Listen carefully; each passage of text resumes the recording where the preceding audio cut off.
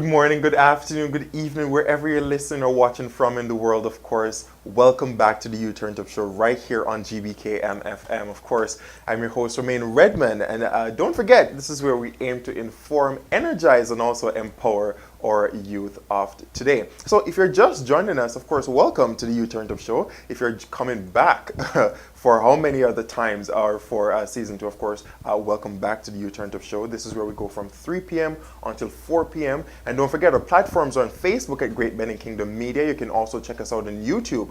It's Gbkm TV. Also get us on our website, www.gbkm.fm. You can also get us on TuneIn app, Gbkm. And don't forget, get our app from our website and take us with you wherever you go in the world. Of course, the U-Turn Up Show is brought to you by the kind sponsorship of AOF Immigration Canada, who specializes in all your immigration needs, ranging from the Quebec Investor Program, permanent residency, caregiver program, whatever your needs may be, they have you covered.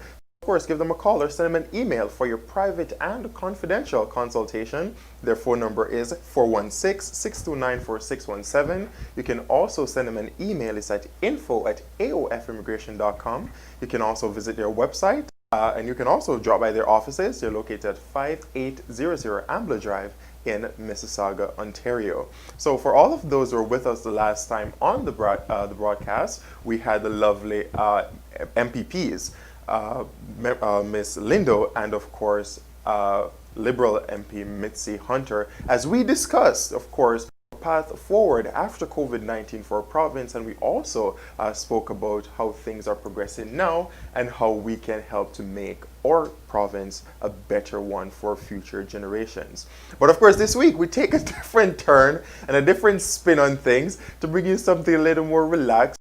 Not the hardcore discussions, of course, was something a little more fun and exciting as we welcome a brand new member to the Gbkm FM family. But of course, we'll take our very first break and be back with so much more right after these messages. Don't go anywhere. Hello, my name is Gbkm Napoleon Oboli, the host of Spotlight. Spotlight is a show that discusses topics and interests by Africans affecting Africans in the diaspora and home country. This is a brand new show debuting on Gbkm Network, Sunday, July the 5th, 2020 at 6 p.m. So do join us live at www.gbkm.fm. Do not forget, you are in the spotlight. The change you seek begins with. And of course, welcome back to the U-Turn Up Show right here on Gbkm FM. Of course, I'm your host, Romain Redman, and we'll be going from 3 p.m. until 4 p.m. So if you're just joining us, you haven't missed anything. So just stick around, and as we always encourage you to do, so join our discussion. So drop those comments in the live stream, or you can also invite your friends so that they too can join in on the discussion. Before we went for the break, I just told you that today is going to be a little light, relaxed discussion, nothing hardcore. And of course, I have a very special guest here in studio with me this week, who is one of the newest addition to the Gbkm FM family. Of course, it's our on-air personality, Mr. J. Napoleon, or Jebez Ogoble. I got that right? You got it right. Got it right. Wonderful. But of course, welcome to the U-Turn Up Show. Yeah, thank you. New to the family. New to the Gbkm family. That's right. How do you feel though? Oh, I feel wonderful. I feel relaxed. I feel accepted, and it's quite an amazing journey so far. And I'm blessed to belong to this amazing family of talented individuals. Of course, we try our best to put forward some of the biggest or the brightest talents that we can find, of course, in our community. And Jay, you are one such. Thank you. For those who are tuned in on our Canada Day broadcast, we've got a taste of what's to come from, of course, Mr. Napoleon. But of course, your show, yes, the Spotlight show, is debuting this Sunday. So that's actually tomorrow at 6 p.m. right here on Gbkm Media Group. But Jay, what's your feel of Gbkm so far? Let's just get that. How are you feeling so far? You said you feel comfortable. How are you feeling being a part of the family? How have we accepted you? Let's go there. No, the network has really been amazing. They provided so much support. Yes. And I'm really blessed to belong to this family. The journey so far has been without any challenge. Yeah. And I'm very grateful to God for that as well. So yes, overall, it's been amazing. Absolutely. But of course, the Spotlight show. Tell us about the whole concept. And let me ask you this, why not, okay, tell us about the concept of the show first. So the concept of Spotlight is to embrace who we are. You know, so I got the idea basically from Draymond John, the co-founder of FUBU. And what FUBU stands for us by us. So I felt that it's the right time now to put a spotlight on ourselves. When I say ourselves, people of African descent. Yes. You know, we are a major economic and political force. You know, the mainstream media keep having this Eurocentric narrative, yes, you know, about us, which as if the people of African descent or African diaspora is based on ethnicity or victims of slavery. No. We build the modern economy. You know, our talent and our skills, you understand, from people of color took us to where we are today. Yes. So that's the whole intent of the show, to look at people within our community, home and abroad, doing exceptionally well, and we put the spotlight on them. Tell us those products, those services, those ideas you are working on. How can we partake of those services? What information is available to migrants like myself in a country in Canada that I find myself? So I decided to do this show so that we can be more informed, you know, and that way we can have informed decisions, and that way we can better ourselves at home and overseas. The wonderful thing about what you just said, Jay, is that it's really about building. That's what I heard a lot of coming out of what you just said for the Spotlight show, showcasing the tools. How do we help to build that emerging economy that will take over into the next century, and of course by the end of this century that is impending on us from the our African continent. Yes. But of course, one would think, let us dive into who Jay is though. Let us dive into who Jay is, because here at Gbkm FM as on-air personalities, we have the freedom, and I must ask and you shout out again to our president and CEO here, who, whenever they hand us our contracts, we have the freedom to choose how we're going to present our show. So we can choose to go, whether it be informative, gossip TV, whatever it is. But so why not gossip TV then? No, because we want to share facts and insight to be able to make informed decisions. So the show is not going to be based on gossip. Yes. The show is about propelling, you know, people of African descent, you understand, into the limelight, which they deserve. Absolutely. Yes. And I must concur, we do have enough gossip TV. What we really need to do now is to build that future that is impending upon us. But Jay, yourself though, you seem to be someone who's centered in your ideologies and your thinking. You seem to be of a constructive mindset. Tell us a little bit more about Jay though. So Jabez, I like to call myself Jabez. That's the full meaning of my name. And the name is of African origin, specifically from West Africa. And your full name? Go ahead with your full name. So my full name is Jabez Napoleon Ogbole. Napoleon Ogbole. Thank you. Okay. So yes, so my name actually means peace of mind.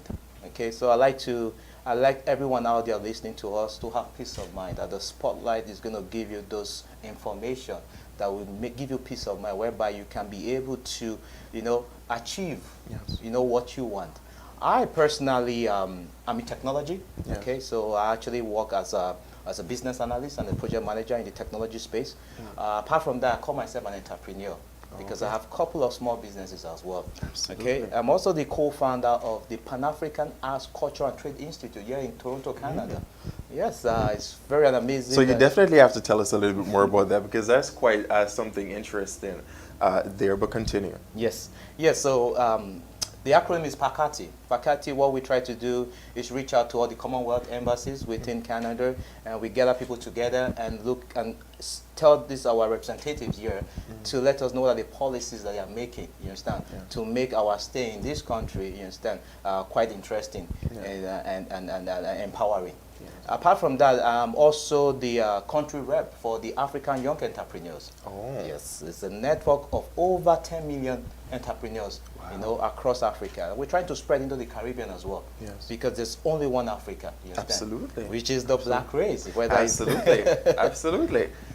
But so wonderful in that respect in terms of young entrepreneurs, because the Youth Entrepreneurs is one which focuses on young people really creating the future that they want to live in. And the institute that you currently head, for one, and also the network. Tell us a little bit more about what the ideas circling in those pools look like. Okay, so we run events, 2 events annually. Okay, this year we'll not be able to run any event because of the pandemic, which started from January. So what we do is bring in experts from across the globe, but mainly Africans, North, East, West, South Africa, Central African, and we make sure we get their representation, because most countries have an embassy here. Absolutely. Okay, so we get them together, and we also try to partner with the Commonwealth office back in England, and we come together to discuss trade, health, education, transport, mining, agriculture, and we say we try to create opportunities for investment between Africa and Canada, because we're based in Canada. Absolutely. So we want to have that trade between Africa and Canada. And the good thing that happened recently was the African Free Trade Agreement. Yes. Okay, so that's a huge economic bloc. Absolutely. Okay, Africa has a population of over 1 billion. Okay, and we black people, we like to spend. Yes, we love to spend. Don't get us wrong. We do love to have that circulating economy. Yes. But of course. Yes. So we try to bridge intertrade. Yeah. We look at education as well. We try to get counterparts here in Canada to go to Africa and have that enabling environment where they can do their research, they can do investment, and there's free flow of information. And this is why we try to work with the embassy, who are the government representatives in this part of the world. And lovely that we just you just spoke about the African Free Trade Agreement. I know we just had the North American Free Trade Agreement, which was finalized not too long ago. But we know that one. Canadians know know NAFTA. But tell us a little bit more about the African Free Trade Agreement. What does that look like in terms of Africa benefiting from Canada or Canada benefiting from Africa? Yeah. So the African Free Trade Agreement is basically free movement of goods and services within Africa. Remember, the founding fathers of many of the nations in Africa had a dream of a United States of Africa. One continent, one currency, and free flow of goods and services. That hasn't happened so far until recently. So with the African Free Trade Agreement, it enables entrepreneurship, creativity, new industries. Because at this point in time, you have access to over 1 billion consumers. Absolutely. So that is simply amazing. And I see no reason why any other country, be it the EU, the NAFTA, would not want to participate, you understand, and have access to that market. And one of the great things you said in that regards is, I was recently listening to a clip of, I'm not remembering his name, but he said something that spoke to me about what the direction in which Africa should go. And he said that no one African nation should approach a country like the US or the European Union as a single country trying to hammer out a trade deal or whichever deal that is. But it should be a united Africa trying to create that space for all African nations to benefit. Yeah, and I support that ideology, you understand? Because I see Africa as a whole. You understand? Regardless where you're from, North Africa, South Africa, East Africa, we are one people. Because I always tell people there's only one human race. There's only one race. Is the human race. And you have to understand that black is powerful. It is. It is. There's no other color you can get. Absolutely. Every color comes from black. Yes. It's a God gene. Okay, so Africa alone, countries in Africa shouldn't pursue policies and trade alone. They should come as a bloc. Because there's power in that over 1 billion population. Okay, and in the past we have issues of cultural insudarism, whereby there's preferential treatment given to a group over the other group because some people feel one group is deserving than others. That we should put a stop to that. You understand? Absolutely. Africa should come as one, deal with EU. You understand? As a bloc, deal with North America as a bloc, and every other part of the world. And that way we benefit now because we have a free trade zone whereby we can move goods and services. I can be in Tanzania or Sao Tome. I have a business there, and I have access to entire Africa. That is beautiful. Removing trade barriers. It's wonderful. Absolutely, and the lovely thing about this. So let us debunk some myths, because you said that the view that we have here in Canada, here in North America, is a Eurocentric view outside of the African continent. Right. So let us try to debunk some of those myths that exist around what the African continent is like. And let us start with one of the biggest ones. They're saying the nation is too, or the continent is too divided. Too divided in terms of political strife.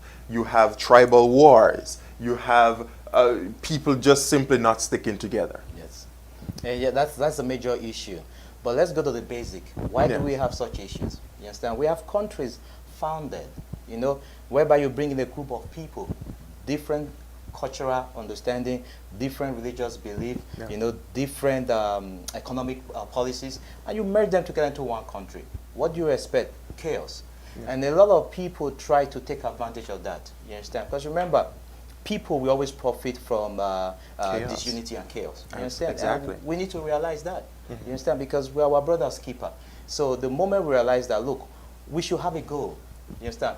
If myself and you have the same goal, we won't fight ourselves. We don't see the reason to. You understand? Because we are both benefiting ourselves to create an economic empowerment for both ourselves. So why should I fight you? You understand? And the issue of religious violence, ethnic clashes, if you look at these issues, they are very minor. And you begin to wonder, how did it get blown out of proportion to the point that people are killing themselves? You understand? Like we said, like we just agreed, people profit from chaos. People profit from violence. People profit from war. The moment we realize this, you understand, and begin to unite economically, politically, some of these issues will begin to drop off. Wonderful. And in terms of the youth, because we're really looking towards the future here, and what the future looks like in terms of infrastructure in Canada. I know Akon, has been really pushing for this futuristic city to be created in Africa, which is, and we know of the work that he's doing now in terms of building up his community and all that fun stuff in Kenya. But one of the amazing things, and we were speaking about this before we went on air, is that in 2019, over 30 startup companies raised over $1 million, individually, that is. Individually, and most of them were pioneered by young people. Yes. Young people. What's that energy going on in Africa? Explain that energy that's coming, because that's some real modern futuristic energy that's going on right there. Yes, absolutely I agree. We're in a new era, Romain. We're in a new era, and the youth are beginning to realize, you understand, that we cannot continue with the status quo. You understand? We people of African descent, we've always been inventors. Regardless of what the mainstream media try to portray. If you search history, most of the things that enable easy life in this modern day were founded and invented by black folks. So the youth are beginning to realize that and say, you know what, we can't continue to wait for the government. We can't wait for handouts. So they begin to take charge of the narrative and say, look, is there a gap here? I notice a gap here. So I'm going to find a solution to this. And as a result, and remember, like I said, Africa as a continent, we have the numbers. Absolutely. We have the because over 1 billion, the U.S. powered their economy with just a couple hundred million. The EU is powering themselves with just a couple hundred million.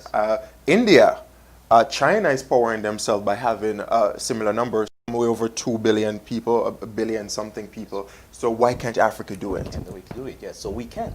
And that is what is happening right now. And even people outside of Africa are beginning to realize that there's a purchasing power with this population. So they're beginning to invest those funds. And that's why you see a lot of startups. And they're doing extremely well.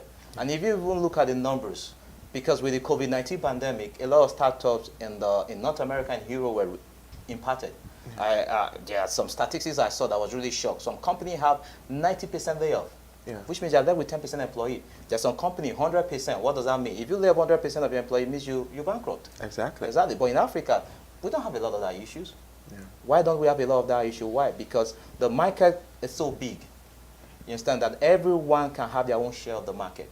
And there's so much incentive in being able to create solutions. And the youth are taking advantage of that, be it in health, in sport and entertainment, in transport. And the numbers are out there. Absolutely. And I always encourage every youth, right now is your time. You understand? Think and see, what is that problem and how can I be a problem solver? And that translates into wealth, into creating jobs. And that is what we want. We want Africa to be the leaders of the free world within the next few years. Absolutely. And I see that happening very soon. And you spoke of one Africa even extending to the Caribbean nations. I know so many of the African leaders have journeyed to the Caribbean in terms of talking about new trade deals. The Caribbean leaders have journeyed to Africa to promote new trade deals and new partnerships. In that regards, I know Africa is currently pioneering some electric buses that will take us into the future. Our government in Jamaica was really not too long ago speaking about supplying their next fleet of buses from their African counterparts, as opposed to from the EU, where we normally get our buses and our vehicles. But that partnership, though, how crucial will will those relationships be? And I'm talking about the blacks here in Canada. We're talking about blacks in the U.S., in Europe, in the Caribbean, or wherever blacks are in the world. How will that partnership help to really center Africa as that hub in the future? No, it's very important that they continue in that direction. You know, there are over 41 million, you know, people of African descent in the Caribbean. You understand? Yes. Over 200 million in North and South America. You see, over 1 million or so in Europe. You understand? And add that number of over 1 billion in Africa. You understand? So there's so much market, and I see, and I want, because yes, the Caribbean is the Caribbean, but truthfully speaking, Caribbeans are Africans. You understand? Yes, They're of African descent, and that is why the African Union, they have a sixth region. You understand? Which is for the Africans in diaspora, which includes the Caribbeans and all of us outside of the country. You understand? Regardless of citizenship, you understand? Yes. As long as you're of African descent. So if we begin to trade with the Caribbean, it's very important because they're part of us. Yes. You understand? So whatever it is that is available in the Caribbean that is required in Africa, why don't we go there and get it? Exactly. Because if it benefits the Africans, it benefits the Caribbean population as well. So it's a win-win scenario. Absolutely. And you know the other thing that is said, because what the narrative which exists is that countries like the Caribbean region, smaller islands, the divided regions of Africa, they're being exploited by the European and the Americans and all those white cultures coming in, taking away, whether it be the natural resources or whatever. So do you see partnerships like this putting an end to exploitative trade deals and exploitative, the general exploitation of smaller countries, black nations, that is? Yeah, you know, I see the world like a chess game, Yeah. survival of the fittest. The moment you realize that everyone is seeking their own interest, you understand, you have an advantage. I don't blame the Europeans or the Asians for taking advantage when they see one. You understand? I blame the other party that loses out. To be in the level playing field, what do you need? Information. Why? Because information is power. Okay, remember the Bible, I'm going to religion that says, Okay, go ahead, go ahead. The heart of man is Yeah. desperately wicked.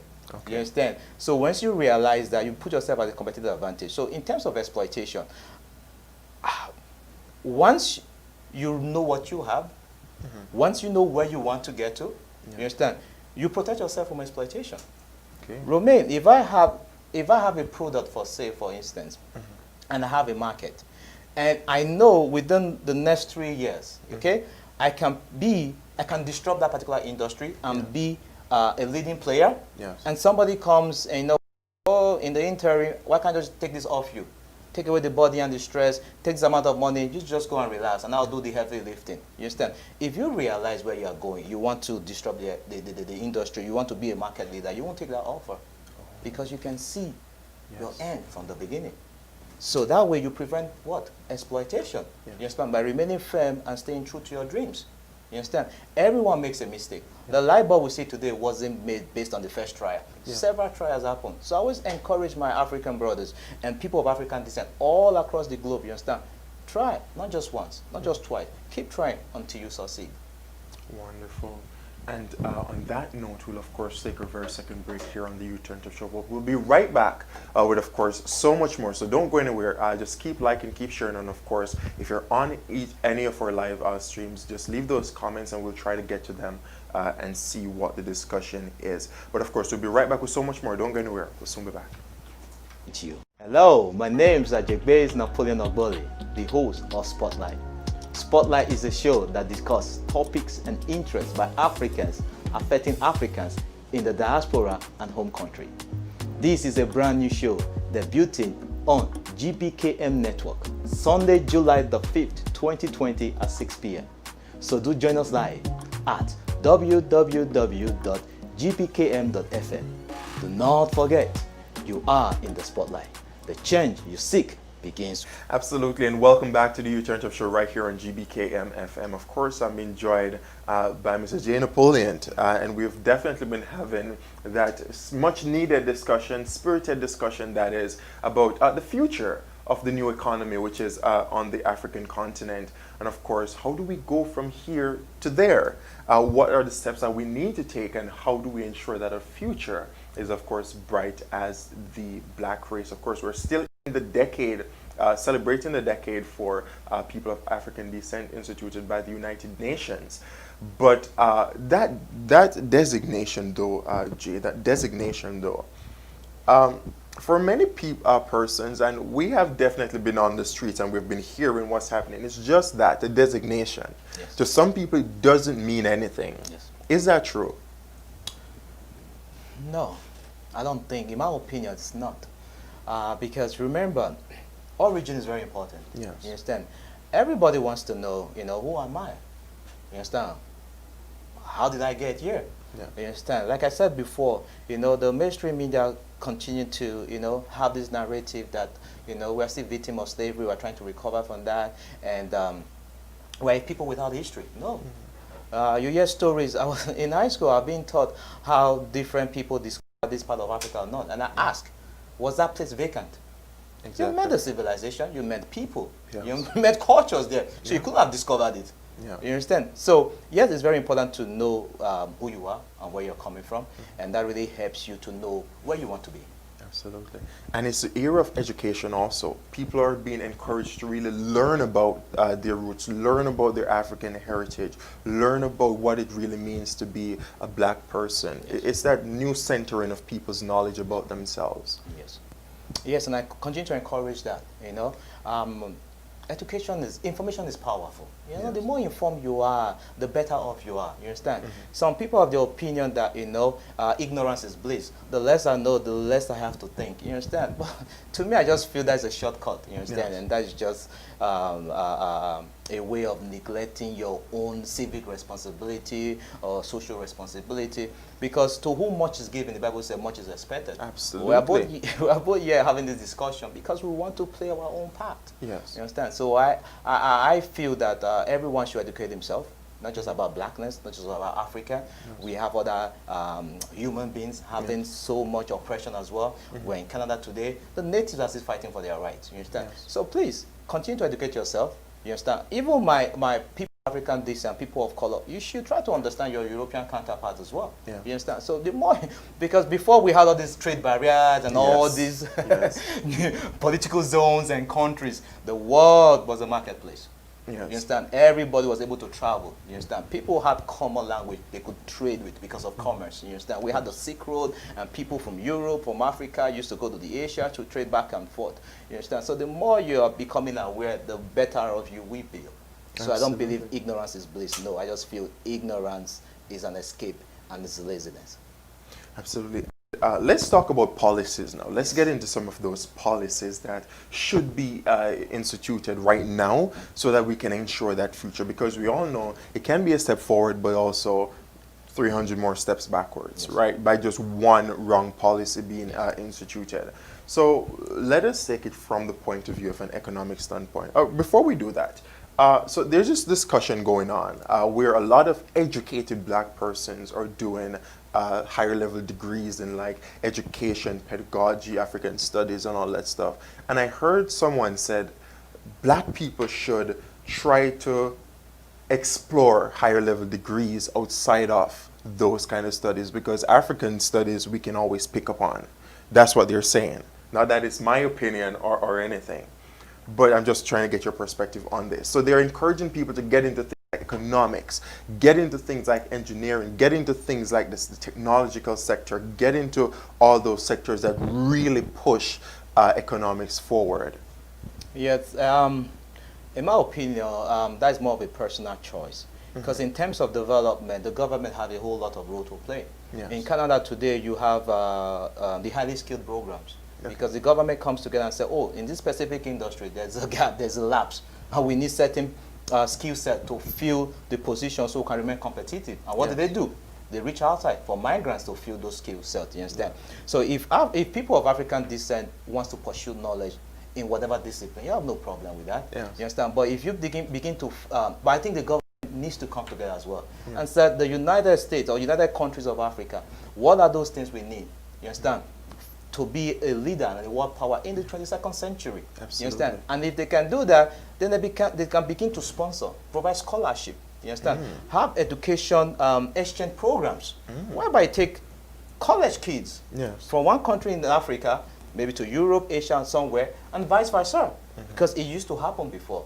I don't know why that stopped, but we should continue that, you understand? Because that way we are building a new set of skills, you understand, that will prepare the nation or the continent to higher heights, you understand? So yes, let's continue to pursue those degrees. But also in that respect, though, there is this other kind of argument that once you go abroad to study, you don't want to go back home.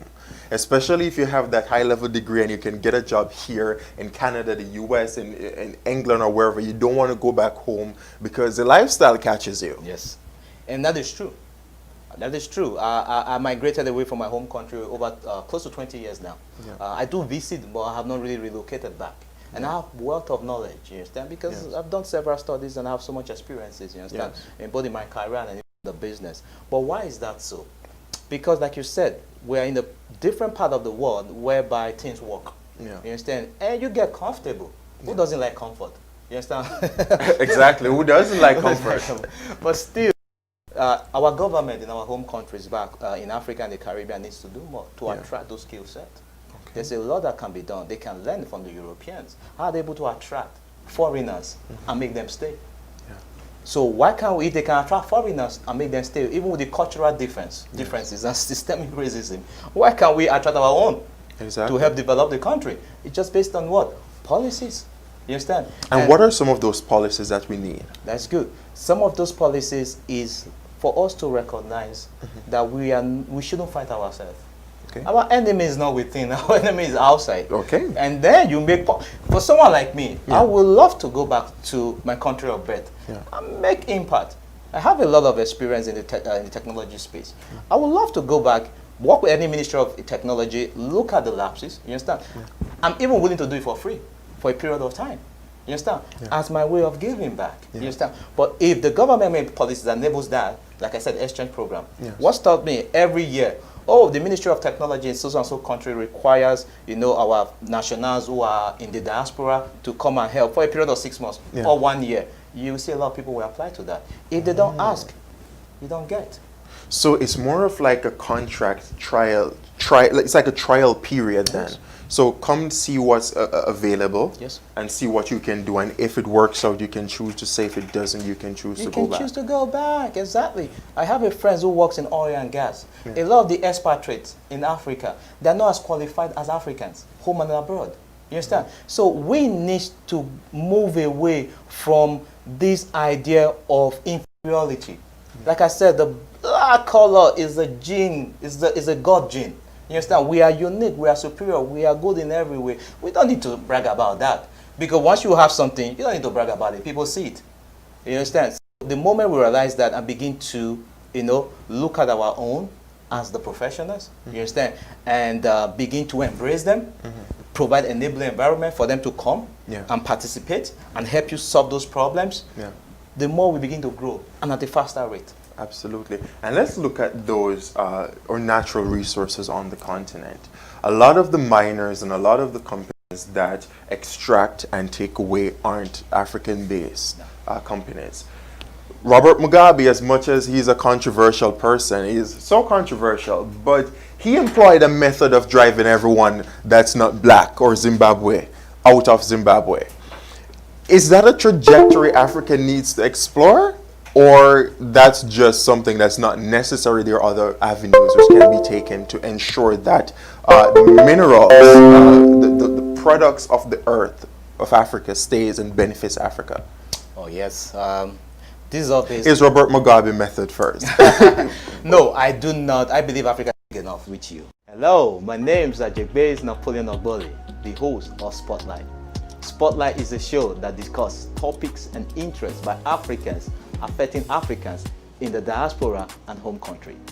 This is a brand new show debuting on Gbkm Network, Sunday, July the 5th, 2020 at 6 p.m.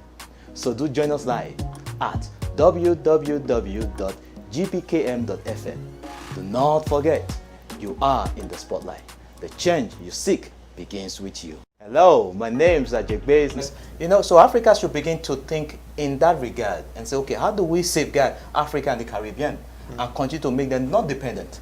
Okay, and I don't think we've done this before, some African countries, whereby you say, oh, foreigners are not allowed. No, I don't believe in that. You understand? I believe there's enough work, there's enough resources, you understand, to make Africa great. We should start, look at some of these African countries that have oil.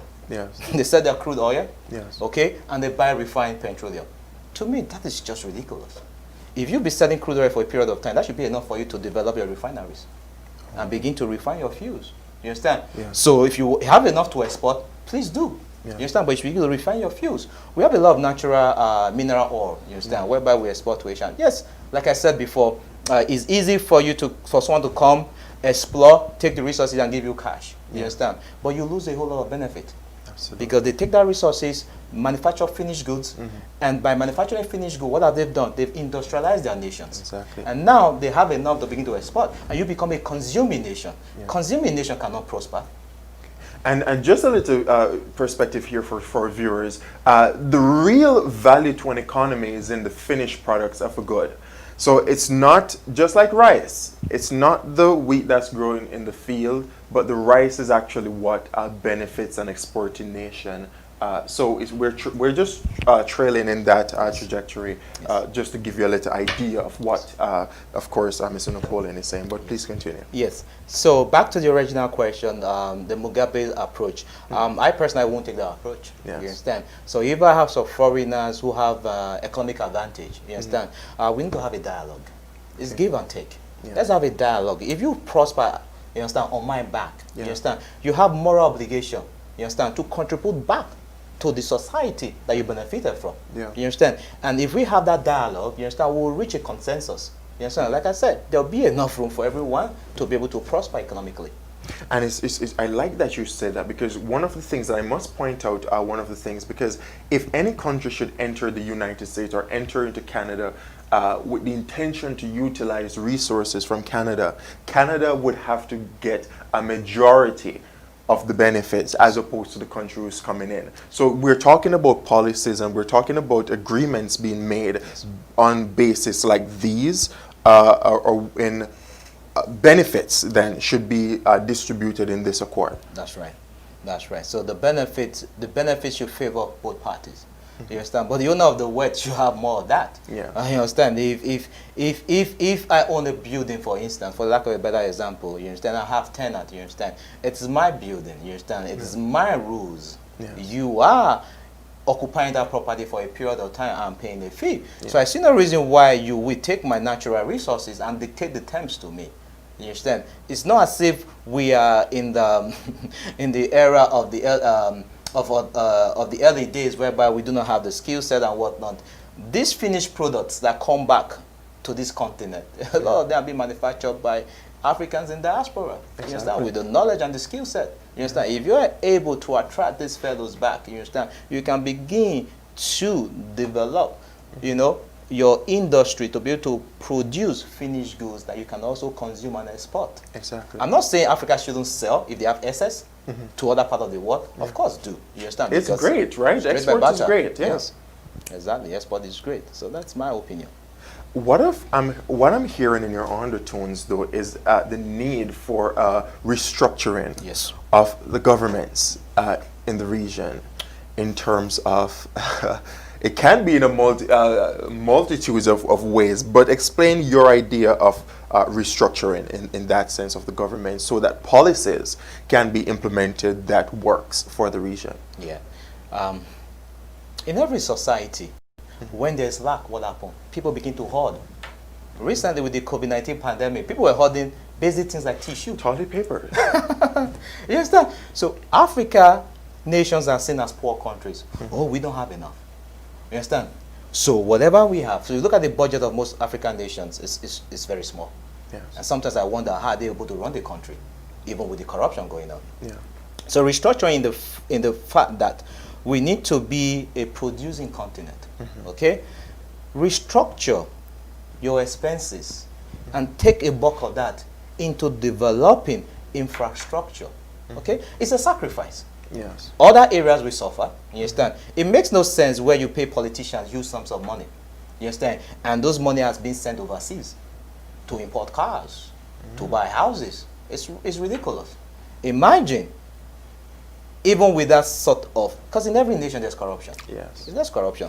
But most most Western nations, the corruption happens and the expenses, the money is spent in that economy. Okay. You understand? So it benefit. So when you begin to invest in infrastructure, we have, Africa supplies the entire world, most of the natural resources. We are such a blessed continent. You understand? So the moment we begin to develop that, create policies that has infrastructure, create electoral reforms whereby we do not have puppets in government. You understand? We have people, me and you can contest free and fair election. If the populace like us, we get the majority vote and we can implement policies that favors our constituency. You understand? Yeah. But remember, if you're a puppet, you dance to the tune of the operator.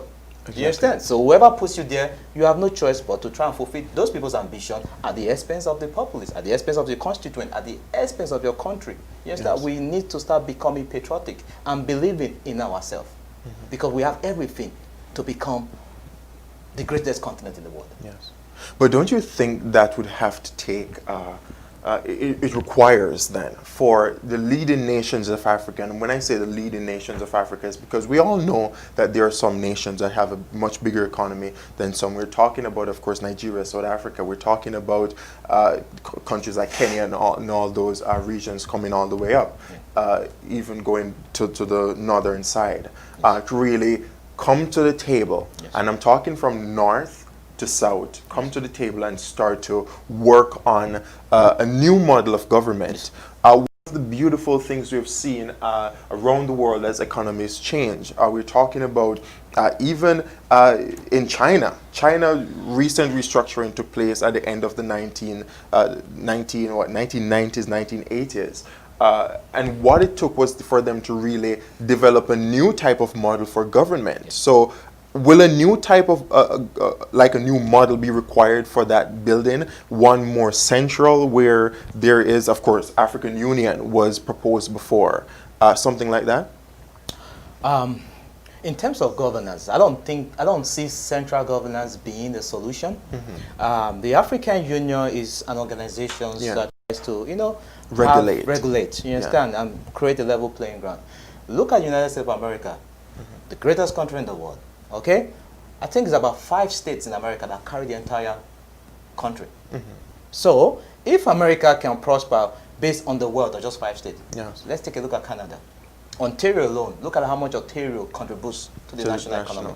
So we have poor states, poor countries in Africa, you understand? We have enough rich country, you understand, who can contribute their own quota, based on their wealth, you understand, that can also support those other smaller countries, you understand? So I think we need to not centralize governance. We need we just like the Chinese did. They tried so many things, you understand, and it failed. And within 1940s or so, they realized, you know what? We have the population. We need to feed these people. They began to industrialize, you understand, their economy, and became a manufacturing power. Because they have the population, they could be able. The workforce is there. You understand? Unemployed. They will do any work you give to them. So just for a paycheck. Just for a paycheck. They need to survive. So we need to understand that we need to develop a system that is unique to us. Because trust me, Africa, we have so many diverse cultures. You understand? We need to develop a system that is unique to us and stop copying. You understand? Develop, be authentic. You understand? And if it works, it works. If it doesn't work, develop something else. As opposed to being forced to continue what we inherited based on colonization. And we're talking about the Queen's model, we're talking about the United States model, we're talking about even the French model, that is. Exactly. You understand? Because the British enforce their model on the countries they colonize. The French enforce their models on the countries they colonize. Why did they do that? It benefits them. You understand? So if you want benefits to accrue to you, an African nation, develop a model that works for you. And do not copy and continue the status quo that's not benefiting you. Remember, what's the definition of insanity? Doing the same thing and expecting a different result.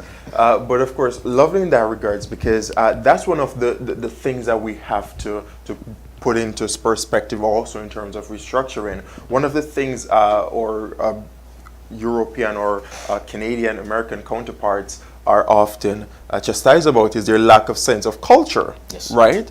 And whereas it's vastly different in Africa because every region has varying culture. Yes. Every region has strong cultural pullings too, right? So it's really developing a model for leadership which thinks about or considers the cultural roots which grounds the region. Even in Nigeria, and I'm familiar with Nigerians because I have been around a lot. Nigeria is quite an interesting case study in terms of I've been exposed to it a lot. And in Nigeria alone, we just had the king, the Une, who visited last August. And based upon my understanding, he's not the only one. So if there are so many different kings and different, with different responsibilities, then there must be a difference in how people expect their communities to be run, right? That's right, yes.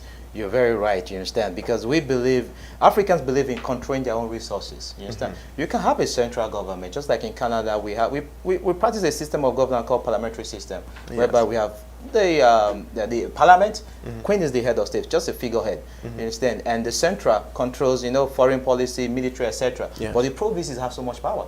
Yes, the absolutely. municipality have so much power, yes. you understand? And it's worked very well. That is similar to the way most cultures in Africa were. You understand? Yes, the colonials believe it was too hard to govern, having so many types of government. Yes. So for them, for bureaucracy and for easier governance, you understand, they created a central system.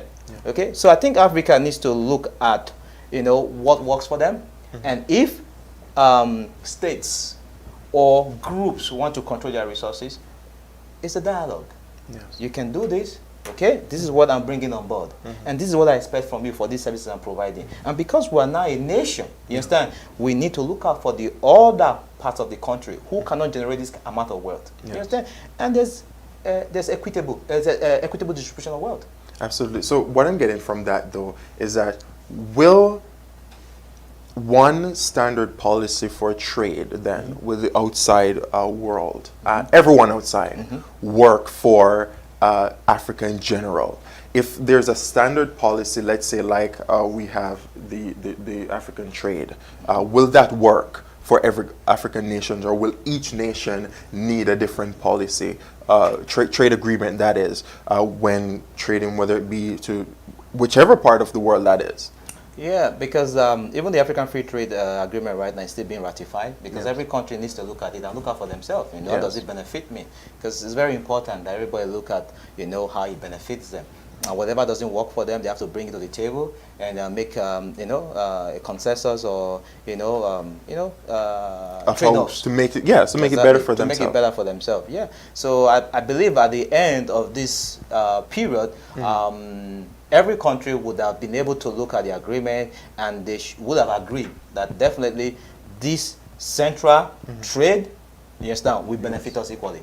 Absolutely, and we're really running up on that hour right now. So let us talk about the young people's role in really pushing us into that future that the African continent so desperately needs. And I say desperate in the sense that we have the potential. The potential is there, just needs to be exploited. Yes. We're talking about in education. We're talking about in technology, because of course technology is the future. We're talking about green energy. Yes. We're talking about sustainability. Yes. We're talking about proper government, and all that stuff. Yes. Eradication of corruption, as you mentioned. Yes.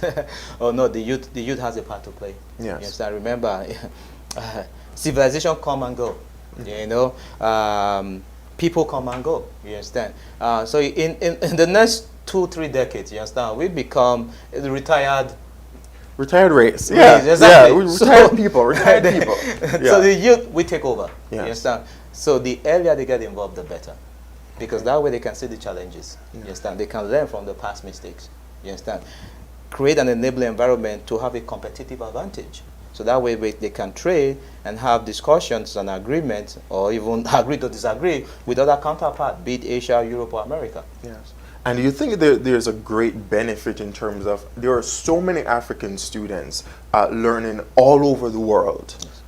And what they're doing as they do that is form some vital relationships in university, because of course we know it's no secret tomorrow's leaders, you find a lot of them in university settings. I'm not talking about just education-wise, but more so we're talking about civil servants. We're talking more so about even the people who are going to take political office. Yes. So they're creating some wonderful relationships. Yes. Was it or Prime Minister? I think the Prime Minister not Justin Trudeau, that Pierre Trudeau went to school with one of our Jamaican prime ministers, and he even came to visit Jamaica back then in the 70s, I think. And so that's the future in terms of making good deals, because if you can make a deal with a friend, as economics put it, wherever there are an agreement needs to be made. Yes. And you come to the table by your own volition, yes. then there's a increased possibility that a good deal will be made then. Yes, that's true. Using myself as an example, I schooled in England, and from there I made a lot of alliances. Yes. You know, I have some very powerful friends now in the Pakistani government. You know, in the United Arab Emirates. You understand? In Europe and America, I have a very good friend who is into property development in one of the Scandinavian countries. You understand? Yes. And this is what education does. You understand? Because the youth of nowadays, they come because now the world is a global village, whereby in universities, be it in Canada, you don't just meet Canadians. No. You meet people from absolutely across the globe. not. Okay? Yeah. Exactly. And if you meet people from across the globe, and these people go back to their various countries, those who want to stay can stay, but go back to their various countries, in the next few years, some of your class may become political leaders. Exactly. And what better or way? Industry leaders also. Exactly. So you have such a good network that you can rely on, you understand, to benefit your country and yourself. Absolutely. And of course, we want to thank you so much for joining us with that. Such an inspiring, I must say, discussion we've had today, because you know what? The future is dependent upon the young people. And as we always say on the U-Turn Up Show, this is, of course, the era for young people to really step forward and shine. And we are doing it. Yes. We are doing it. So we only need to continue to do it, and do it on even bigger stages. We need to continue to do it, and do it in even more massive proportions. So, of course, Mr. Napoleon, I want to say congratulations to you on your new journey here at Gbkm FM. You are welcome. And we do wish you all the best in your show. We look forward to your presentation each and every week. Of course, don't forget, for all those who are joining us, or if you're just joining us, or you'll be tuning in, of course, the show, The Spotlight. Yes. That is it. Hosted by Jabez Agobole. Abole. That's right. Got it. Of course, debuts tomorrow, Sunday, July 5th at 6 p.m. Eastern Standard Time, right here on Gbkm FM. And of course, we want to just take a fair final bit, but to wrap things as we come back from this. So don't go anywhere. We'll be right back. Napoleon Ogbole, the host of Spotlight. Spotlight is a show that discusses topics and interests by Africans affecting Africans in the diaspora and home country. This is a brand new show debuting on Gbkm Network, Sunday, July the 5th, 2020 at 6 p.m. So do join us live at www.gbkm.fm. Do not forget, you are in the spotlight. The change you seek begins with you. Hello. Welcome back to the U-Turn Up Show right here on Gbkm FM. If you're just joining us, so sorry, but you just missed the live broadcast. But don't worry. Don't fret, we have you covered, as all our videos are posted after each live stream to our platforms. Don't forget, they're on Facebook at Great Benin Kingdom Media. You can also check us out on YouTube, Gbkm Tv. Also get us on our website. That's for repeats, of course, throughout the week. It's www.gbkm.fm. Also get us on TuneIn app, Gbkm. And don't forget, get our app from our website, and you can take us with you wherever you go in the world. Literally, it's a global space. And of course, as I said, I want to thank my guests who joined me today on the show. Jay, of course, Napoleon, who debuts his show tomorrow, and is the newest addition to our Gbkm family. We're just so happy to have him. And as I said, he's our African correspondent going forward. So everything African, he's definitely going to be the one on it for us. And he gave us quite the insightful look into what that future looks like for our African continent, the African region. It's a united future. It's one that requires all nations to be active, all nations to play their parts, and for those who have to take the lead, take the lead because that's what it needs. We're talking about partnerships with the rest of the world, the Caribbean nations, all the African diaspora. We're talking about even joining with our American, South American, European counterparts, Asian counterparts to make this future the brighter and the better future where every ill that we currently face is eradicated.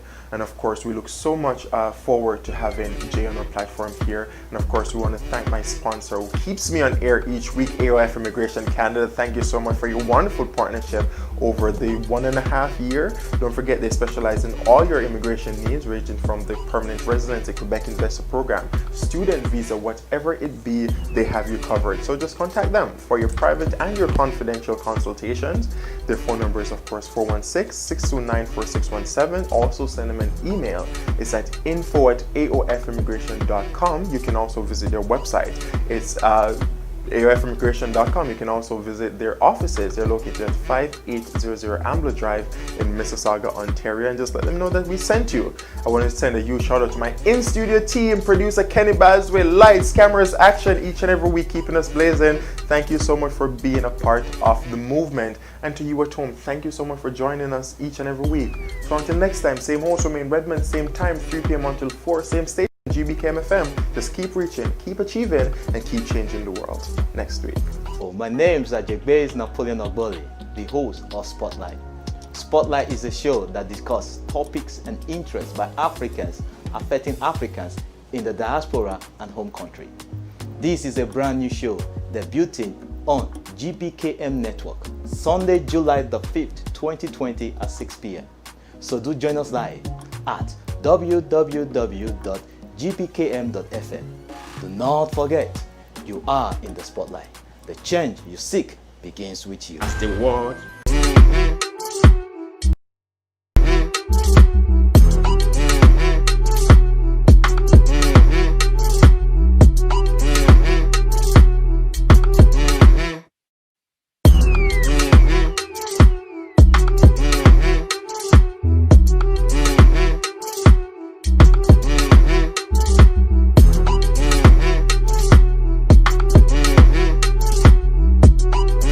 Good morning, good afternoon, good evening, wherever you're listening or watching from in the world, of course. Welcome back to the U-Turn Up Show right here on Gbkm FM. Of course, I'm your host, Romain Redmond. And don't forget, this is where we aim to inform, energize, and also empower our youth of today. So if you're just joining us, of course, welcome to the U-Turn Up Show.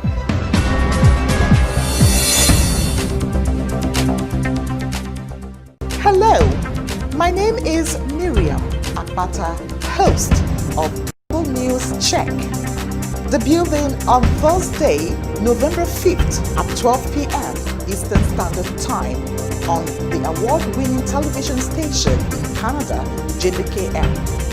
On Global News Check, I'll be bringing you burning issues all over the world as it affects you and I. I'll be asking questions and interviewing key players in the industry. I'll be bringing to the table the truth behind the truth. Don't forget to join me on www.gbkm.tv Global News Check, where we bring the truth to the front line.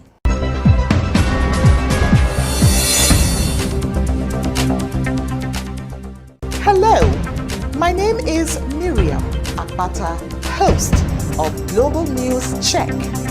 Debuting on Thursday, November 5th at 12 p.m. Eastern Standard Time on the award-winning television station in Canada, Gbkm. On Global News Check, I'll be bringing you burning issues all over the world as it affects you and I. I'll be asking questions and interviewing key players in the industry. I'll be bringing to the table the truth behind the truth. Don't forget to join me on www.gbkm.tv Global News Check, where we bring the truth to the front line.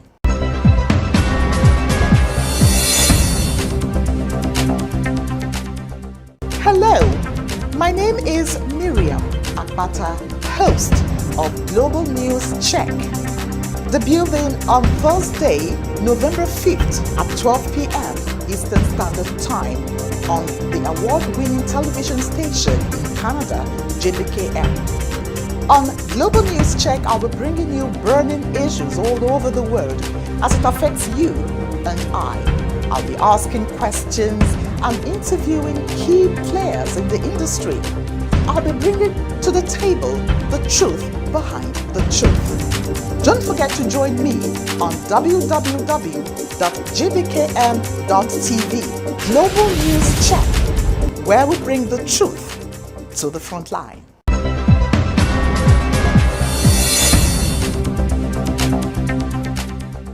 Hello, my name is Miriam Akpata, host of Global News Check. Debuting on Thursday, November 5th at 12 p.m. Eastern Standard Time on the award-winning